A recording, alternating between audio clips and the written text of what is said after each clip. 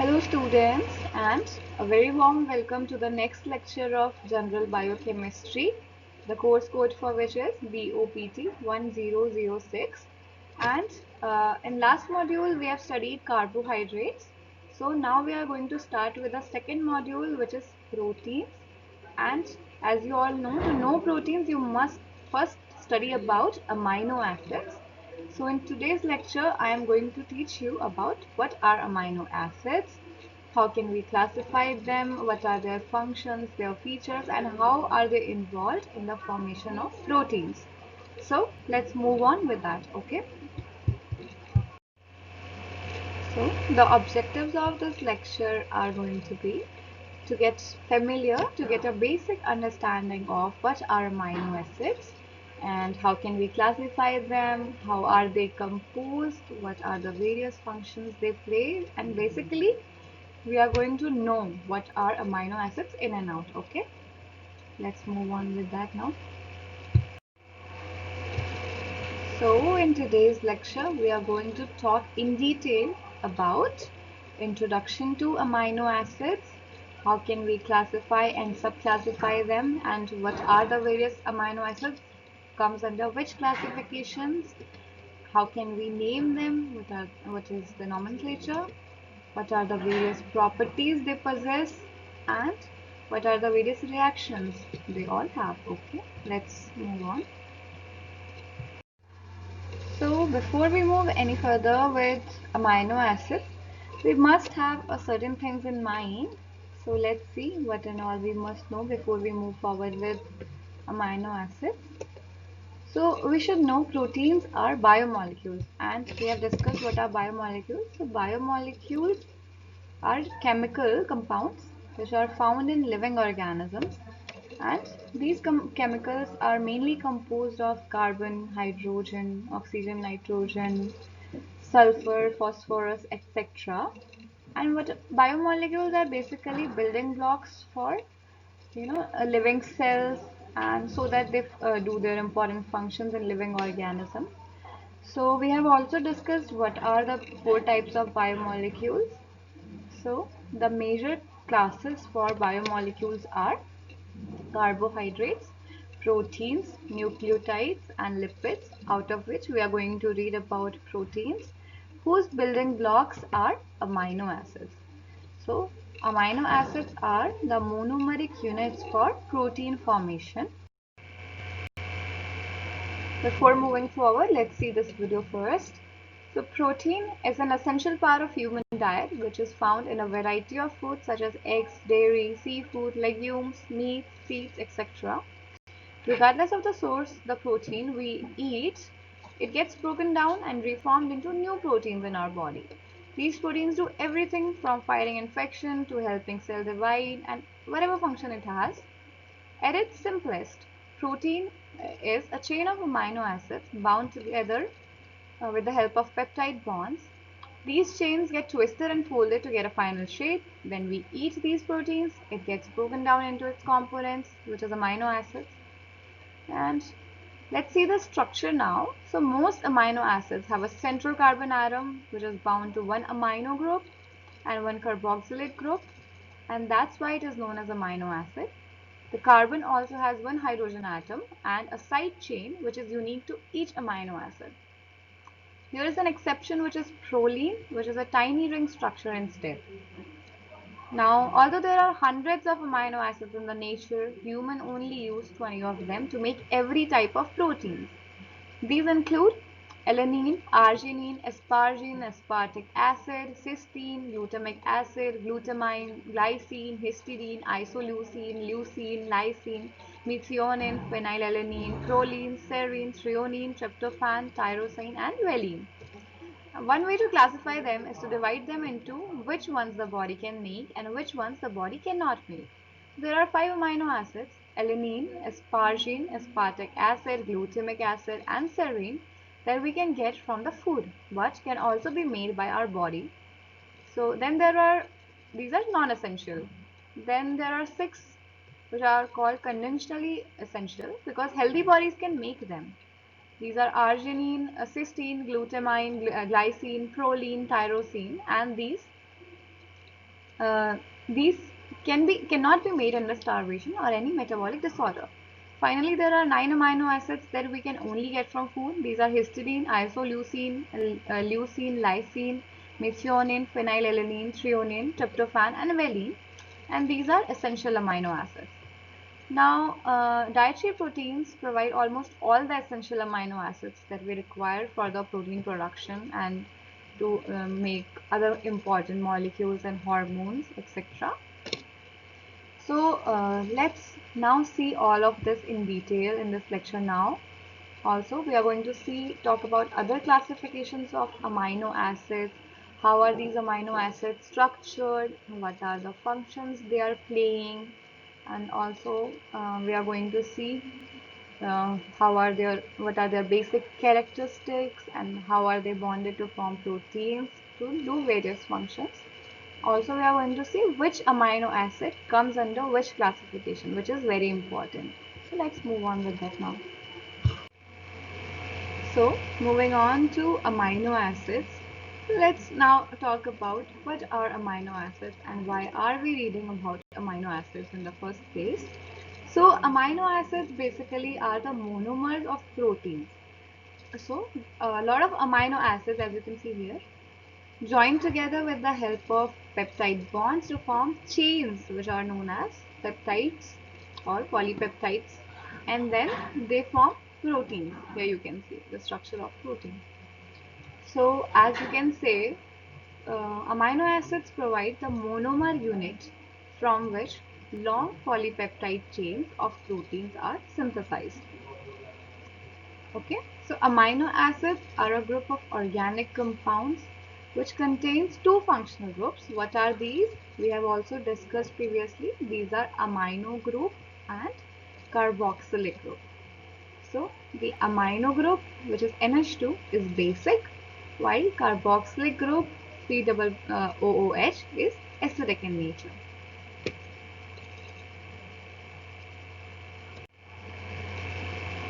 So let's now move to the general structure of amino acid. Let's see how are amino acids structured. So every amino acid other than proline has one carboxylic group, one amino group, and a distinctive side chain is bonded to the alpha carbon atom. So here let's use this figure to understand this thing. So this is the alpha carbon atom or the central carbon atom also we can call it. So as you can see, this side an amino group is attached to it, NH3 amino group is attached to it, and here COOH means carboxylic group, acid group is attached at this side. Here you can see one hydrogen molecule is also there at this carbon atom, and the side chain is attached, which is unique to every amino acid. That is why the word distinctive side chain has been used. Every amino acid have different side chain attached to them.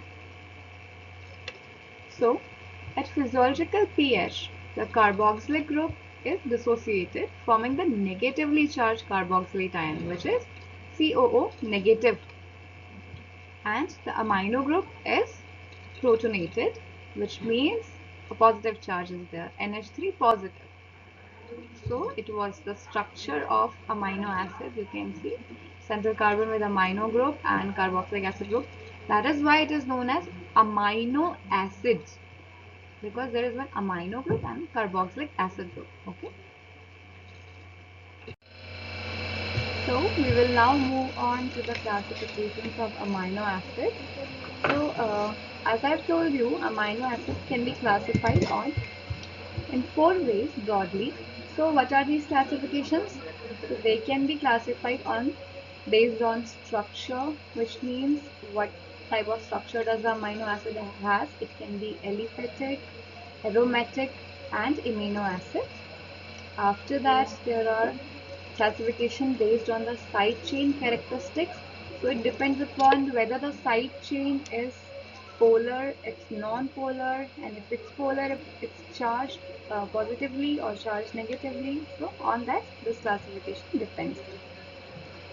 The next classification is based on nutritional requirements, which we have discussed previously also. So what is the nutritional requirement of that very amino acid in the body? If it's essential, it's non-essential, it's conditionally essential.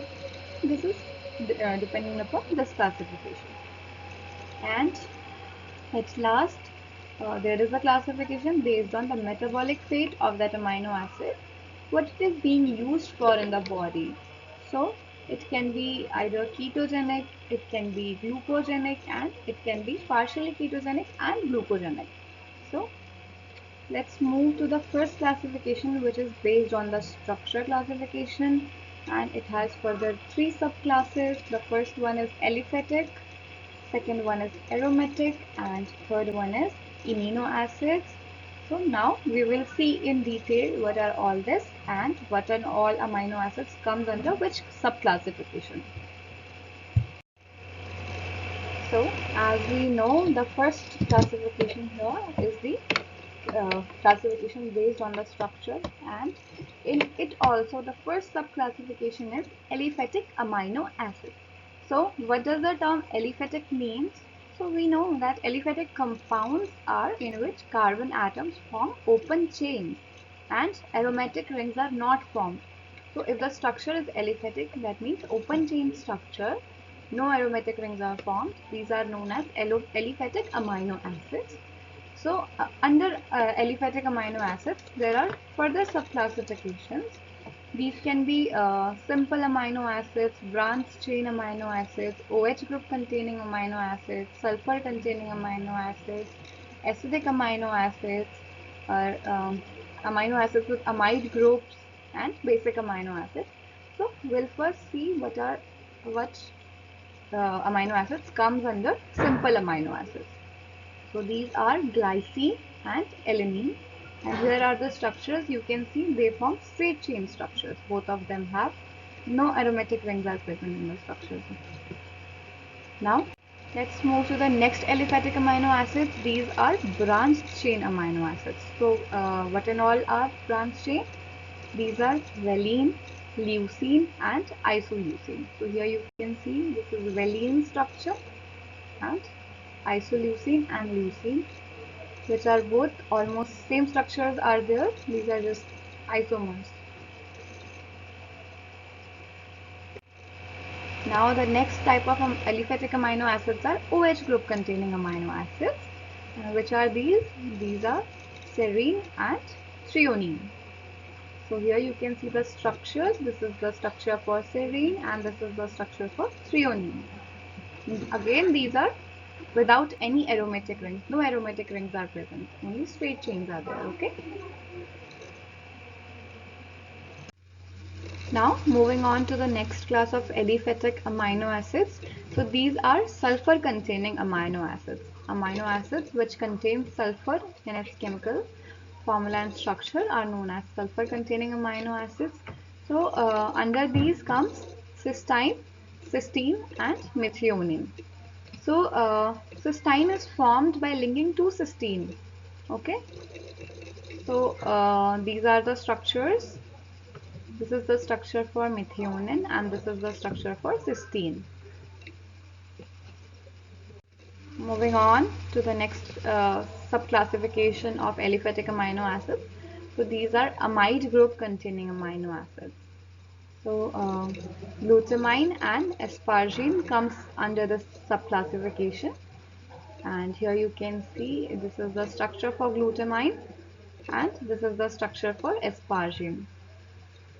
Again, no aromatic ring is being formed.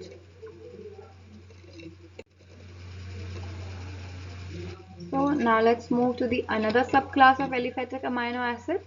So these are acidic amino acids. Okay, amino acids which are acidic in nature comes under this subclassification. These are aspartic acid and glutamic acid. Okay, so these are the chemical structures. This is for aspartate and this is for glutamate.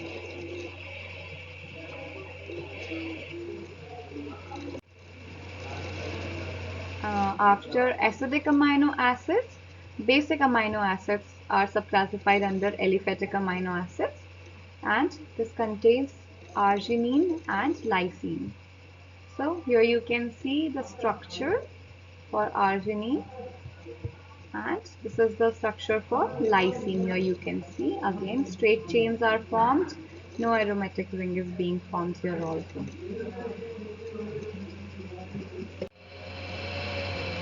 So now we will move to the second subclassification of structural classification, which is aromatic amino acids. So what does the term aromatic means? It means the ability of the compound to form aromatic rings with the help of pi bond. So what does this do? It gives structural stability to the compound hence formed. So here you can see under aromatic amino acids, what and all amino acids are coming? Phenylalanine and tyrosine. So let's now have a look to the structures. Here is the structure for tyrosine, and you can see a ring kind of structure is being formed here. So that is why it is classified under aromatic amino acids, because aromatic rings are being formed which gives more stability to the structure of the compound. Okay, and here is the structure of phenylalanine. So unlike the aliphatic amino acids, no straight chains are also there, but aromatic rings are also being formed. Okay, while in the aliphatic ones, no rings were being formed, only straight chain structures were there. So now we have two amino acids, tryptophan and histidine, which comes under heterocyclic amino acids. These are aromatic amino acids only, but they are heterocyclic because they form more than one ring. As you can see here in the structure, tryptophan structure here, there are two rings. You can see aromatic rings are there, and here also. So these comes under heterocyclic aromatic amino acids. And now we'll move on to the third subclassification of the structural classification, which is amino acid. So this is proline is the only amino acid, because what are amino acids? In which the carbon is joined to nitrogen with a double bond, then it is known as amino acid. So proline is the only amino acid. You can see the structure. It also forms a ring and straight chain.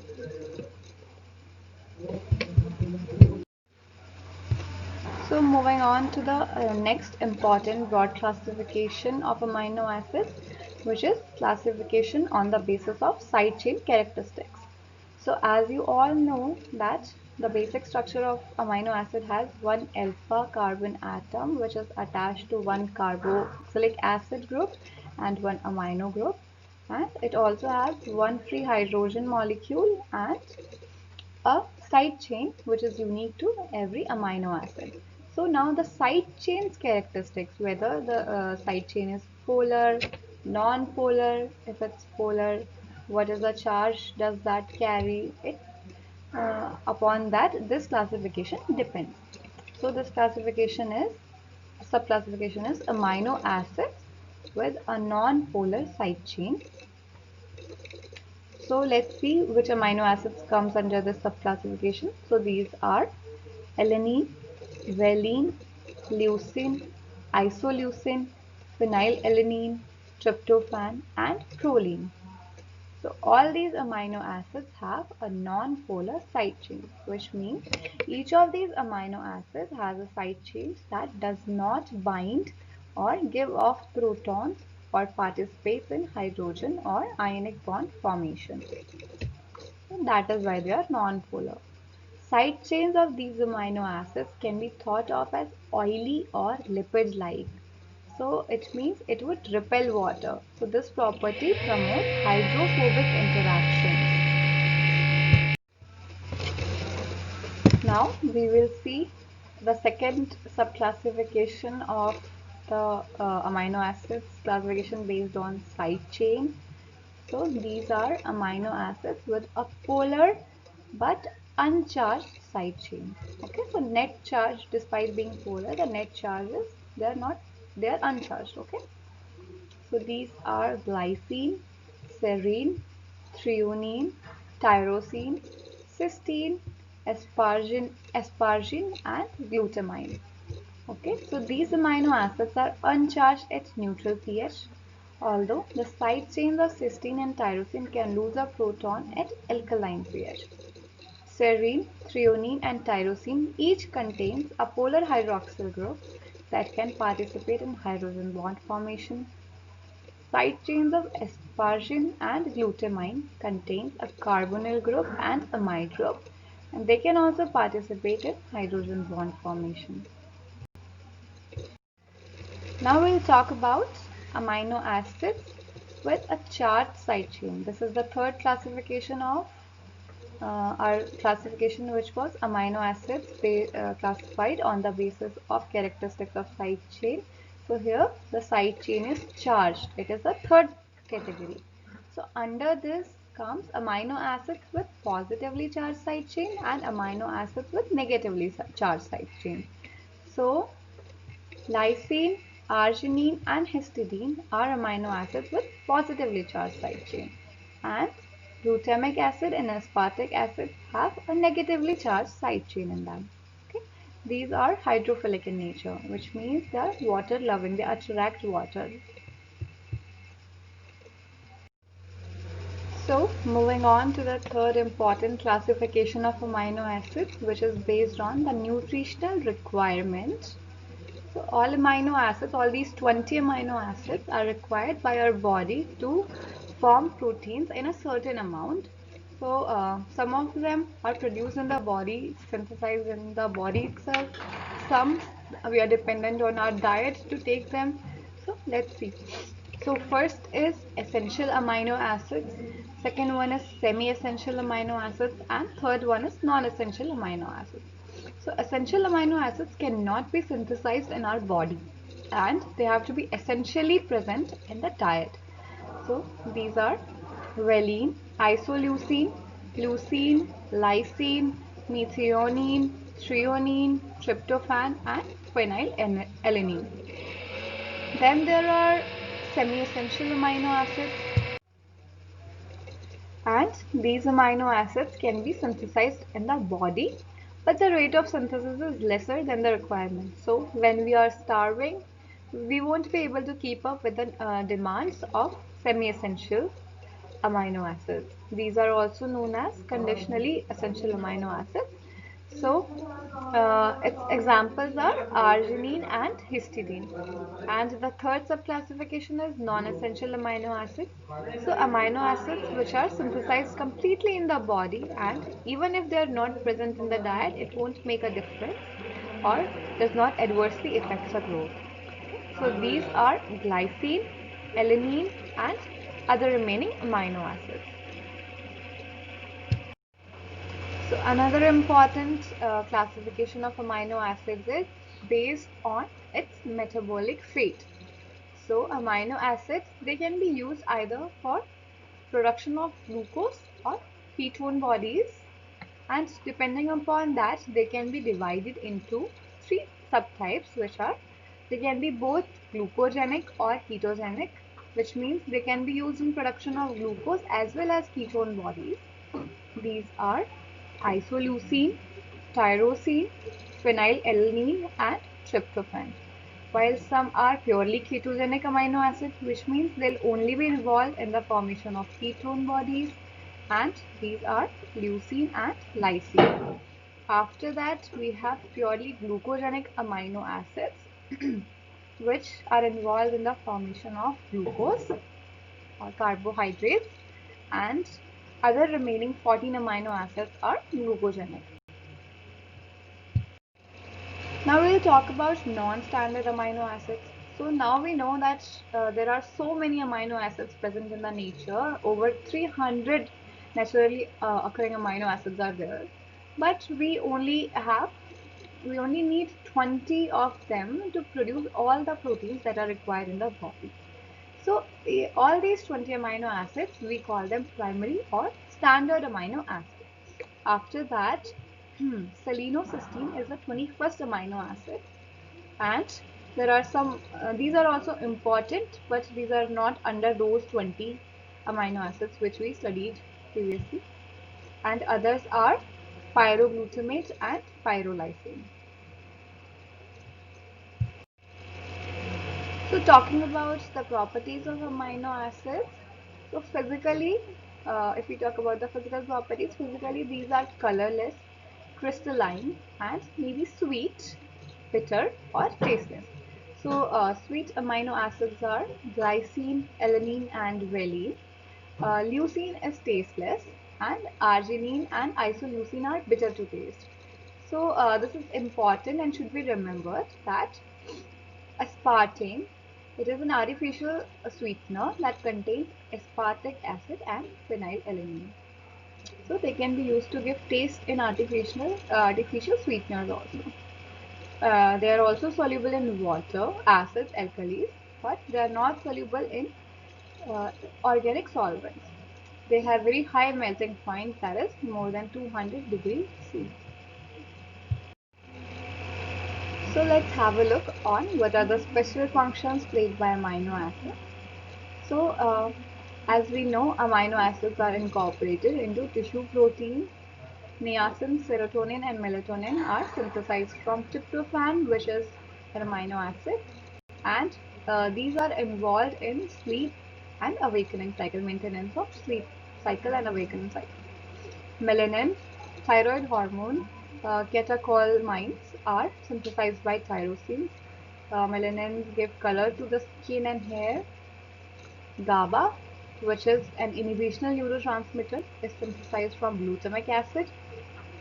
Nitric oxide, a smooth muscle relaxant, is synthesized from arginine, and they also act as precursor for heme, creatine, and glutathione, porphyrins, purines, and pyrimidines. So these are the references for further readings. You can refer to these textbooks for further knowledge. Thank you very much.